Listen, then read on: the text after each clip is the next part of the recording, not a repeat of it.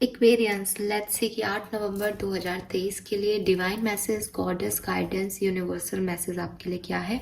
आज यूनिवर्स आपको क्या गाइड करना चाहते हैं, आज के दिन आपको किस तरह से सिचुएशंस को हैंडल करना चाहिए, या ये जो है वो आपकी किसी प्रॉब्लम से रिलेटेड गाइडेंस भी आ सकता है कि आप जिस भी सिचुएशन में है जहाँ आपको समझ नहीं आ रहा कि क्या करना है, वहाँ आपके लिए क्या गाइडेंस है, वहाँ आपको यूनिवर्स क्या गाइड करना चाह रहा है। सो लेट्स सी एक्वेरियंस की 8 नवंबर 2023 के लिए हमें क्या मैसेजेस मिलते हैं।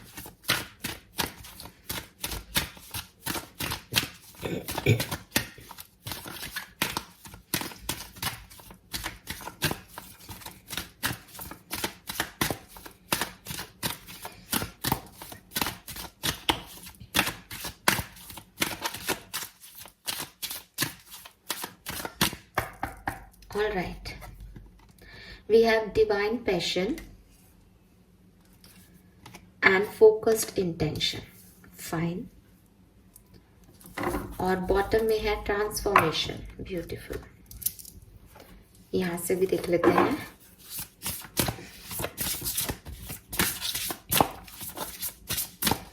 आठ नवंबर 2023, Aquarians, divine message, goddess guidance.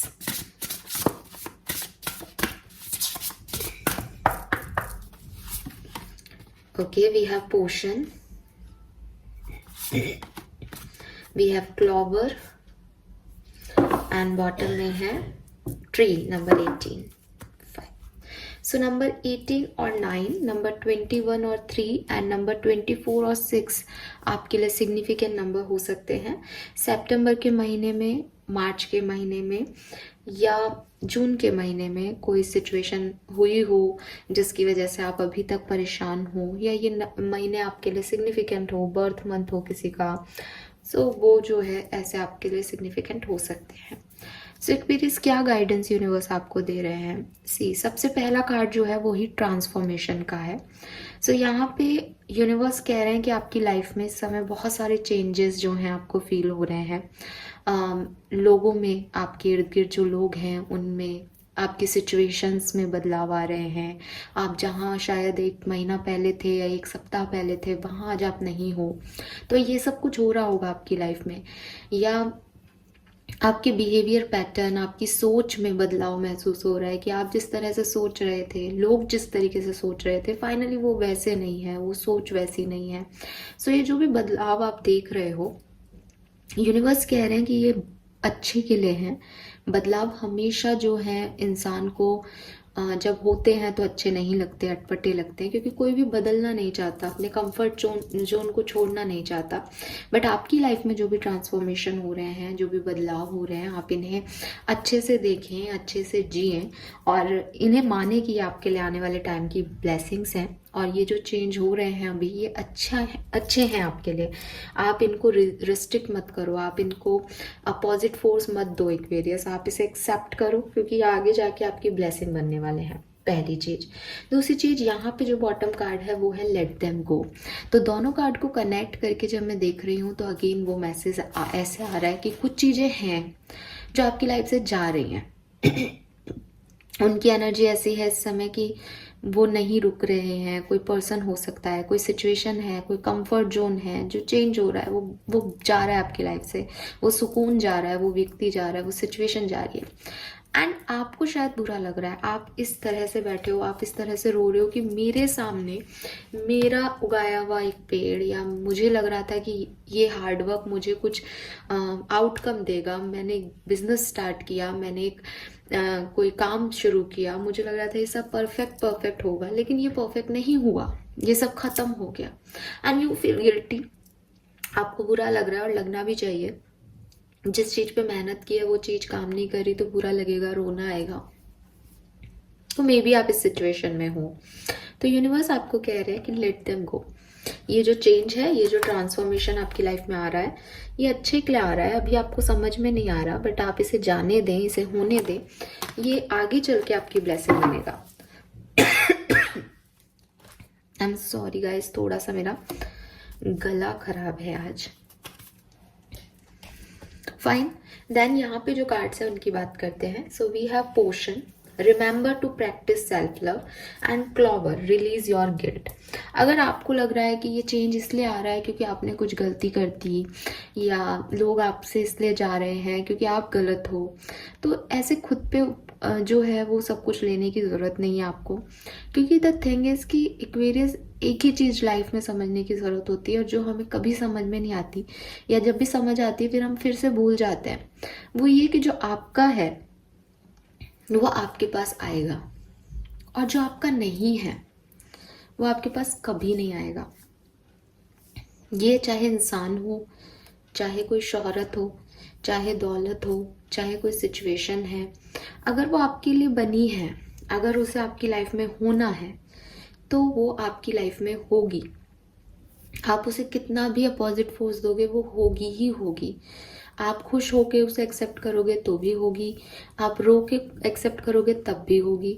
उसमें आपका, किसी और का, या किसी और चीज़ों का ना बहुत ज़्यादा रोल नहीं है। मैं ये नहीं कह रही कि कर्म काम नहीं करते, कर्म डेफिनेटली काम करते हैं, लेकिन मैं आज गाय को चारा खिला के आऊँ और अब मैं कहूँ कि अब मैं इस व्यक्ति के साथ बुरा कर रही हूँ, मेरा कर्म जो है अब मेरे को अच्छा अच्छा मिले, क्या ये पॉसिबल है?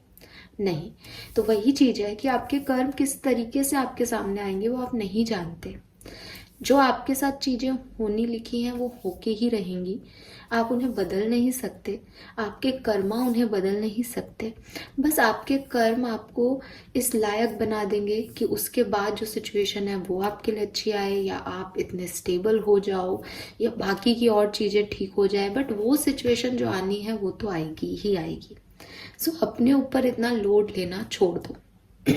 कुछ अच्छा हुआ उसमें भी आपका कुछ रोल नहीं है, या मुझे कहना चाहिए कुछ रोल नहीं है, नहीं ज़्यादा रोल नहीं है, और कुछ बुरा हुआ उसमें भी आपका कोई ज़्यादा रोल नहीं है।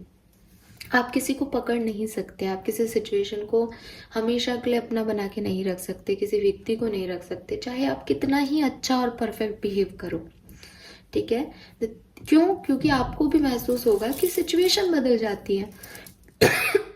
सब कुछ अच्छा अच्छा चल रहा है, आपने बहुत मेहनत कर रखी है, आपने सब कुछ संभाल के रख रखा है, सडनली कुछ होगा और वो सब कुछ बिखर जाएगा, और आपकी सारी मेहनत खराब हो जाएगी, आप ही के सामने सब कुछ राख हो जाएगा जल के। तो ऐसी किसी भी सिचुएशन में जहाँ आप ऑब्सेस्ड हो रहे हो, जहाँ आप किसी चीज़ के प्रति लगाव रख रहे हो, वो हमेशा खराब कही जाती है। और इसीलिए खराब कही जाती है क्योंकि आउटकम आपके हाथ में नहीं होता, जो होना है वो होके रहेगा, नियति को कोई नहीं टाल सकता। ठीक है? सो ये रिलीज करो अपना गिल्ट जो भी है कि आपकी वजह से कुछ बुरा हो रहा है या आपने कुछ किया है। नहीं, अगर आपके इंटेंशन प्योर हैं, अगर आप एक अच्छे सोल हो, आपने किसी का कुछ बुरा नहीं किया, तो आपकी वजह से ये कुछ नहीं हो रहा है। या आपके पास लाइफ कर्मा हो सकते हैं, या आपसे कुछ अनजाने में हुई गलतियां हो सकती है जिसका ये आपको प्रायश्चित करना ही पड़ेगा, और इसी जन्म में करना पड़ रहा है। तो इट्स ओके, इसको ये मानो कि ये समय है, ये भी कट जाएगा। ठीक है? और जो आपकी नियति में आप लिखा के लाए हो, आप कुछ भी कर लो, आप उसे नहीं बदल सकते। ये दो चीजें अगर आप याद रखोगे तो आपकी आधे से ज्यादा टेंशन खत्म हो जाएगी। तो सेल्फ लव करो, सेल्फ हीलिंग करो, और गिल्ट को छोड़ दो। Then we have divine passion. So universe कह रहे हैं कि इस सारी कहानी में कि बदलाव आ रहे हैं, गिल्ट भी हो रहा है कि मेरी वजह से तो ये बदलाव नहीं आ रहे, किसी चीज़ से ऑब्सेशन छोड़ा भी नहीं चाह रहा, याद भी आ रही है, सेल्फ लव भी करना है। इन सब चीज़ों में सबसे बड़ी चीज़ ये है कि आप अपने साथ ऑनेस्ट रहें। ठीक है? कोई व्यक्ति मेरी लाइफ में नहीं है, इसका मतलब ये नहीं है कि मैं उसके लिए नेगेटिव हूँ, या मैं उसके लिए बुरा बोलना शुरू कर दूँ कि जब तक वो मेरी लाइफ में था तब तक तो बहुत अच्छा था, अब देखो मेरी लाइफ में नहीं है तो वो खराब है। नहीं, ऐसा कुछ भी नहीं है। लेट देम बी, कि वो जो है वो उन्हें रहने दीजिए, और आप जो हैं वो आप रहिए। Be honest at least with yourself Aquarius. What is your hearts to desire, आपका दिल जो चाहता है उसे करो। ठीक है?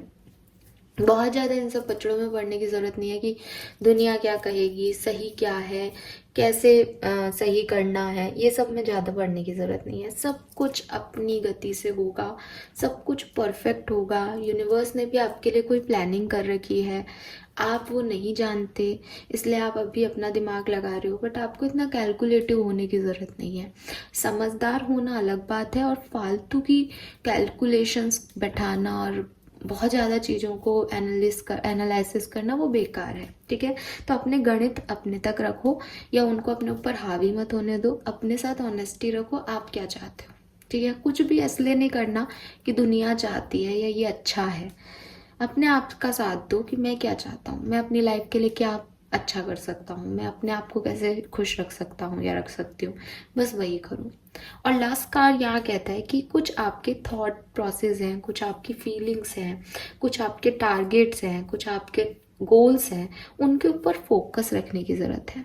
आप अगर उन फोकस से भटक जाओगे, जैसे फॉर एग्जांपल हो सकता है किसी ने कोई बिजनेस स्टार्ट किया, अभी वो बिजनेस उसको गेन नहीं दे रहा इस टाइम में, उसको लग रहा है उसने शायद मेहनत नहीं की, उसने सही तरीके से नहीं किया। मतलब आप जब फेल होते हो लाइफ में तो आपको हर तरह की चीज़ें दिखने लग जाती है, मैंने उस समय ये किया होता, चाहे वो कोई रिश्ते का फेलियर हो, चाहे बिजनेस का फेलियर हो, चाहे पैसे का फेलियर हो, सब ऐसे एकदम से खुद के दिमाग में आने लग जाते हैं, यार उस दिन ये कर देता तो आज ये दिन नहीं होता। नहीं, वो दिन ऐसा ही होता, अब वो करते या कुछ और करते या जो किया है वो करते, ये दिन आना था।